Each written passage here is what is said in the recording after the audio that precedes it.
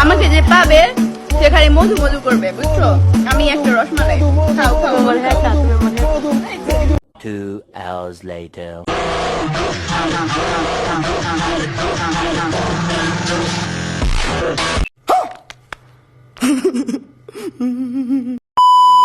Guys, আপনারা তো আপুটিকে ঠিকই চিনতে পেরেছেন। এই আপুটি এখন শশা আপু নামে বেশ পরিচিত, কারণ তিনি একজন স্বনামধন্য শশা ব্যবসায়ী। আর শশা ব্যবসার পাশাপাশি তার কক্সবাজারে একটি ভালোই ব্যবসা রয়েছে, আর সেটা কি যারা বোঝার তারা অলরেডি বুঝিয়ে গিয়েছে। সুটিয়ে লাল করে দেবো, নোংরামি বার করে দেবো। আর গাইস, বাংলাদেশে যদি কোনো লিঙ্কের প্রতিযোগিতা হতো তাহলে শশা আপু 2-3টা অস্কার জিতে নিত। আর গাইস, আপুটির জন্য আমার অনেক মায়া হয়, কারণ তিনি একটি বয়ফ্রেন্ড পটাইতে পারে না, তাই বান্ধবীদের বয়ফ্রেন্ড কক্সবাজারে নিয়ে কট খায়। আর এই জন্য আপু তার ভাড়া করা বয়ফ্রেন্ডের মালিকদের কাছে মাঝে মধ্যেই কেনুগুতা খায়। আর কারো বয়ফ্রেন্ড টাঙ্গালি করবি? আর কারো বয়ফ্রেন্ড কক্সে যাবি?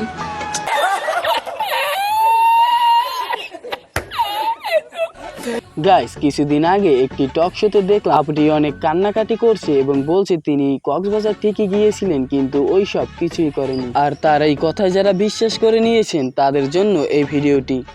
হাই গাইস, আমি আসছি। আমি বয়ফ্রেন্ড খুঁজতেছি, আমার কোনো বয়ফ্রেন্ড নাই। আমার যে বয়ফ্রেন্ড ছিল আমাকে মারা দিয়ে চলে গেছে।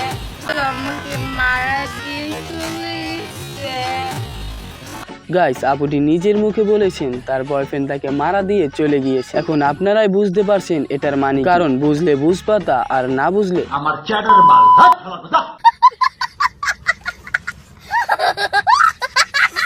গাইস, ধরে নিলাম আপুটি সত্যি কথা বলছে, তাহলে আপনারা এই ভিডিওটি একবার দেখুন। কক্সে যাইতে হইব, আজ থাকতে।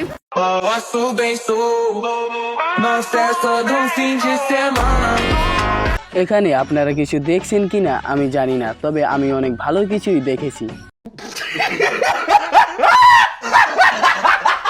আর গাইস, শুধু শশা আপা না, আমাদের দেশে এমন আরো টিকটকার আছে যারা কেউ নিজেকে সানি লিওন দাবি করে, আবার কেউ তার চেয়ে উপরের নায়িকা। আর পাবলিক তাদের যতই পেছন মারে আর তারা ততই বলে তাতে আমার বাল ছেঁড়া গেল। গাইস, ফটাফট কমেন্ট করে জানিয়ে দাও আপুটির কান্নাকাটি দেখে কে কে তাকে দোষী ভেবেছো আর কে কে তাকে নির্দোষ ভেবেছো। তো ভিডিওটি এই পর্যন্তই। আল্লাহ হাফেজ।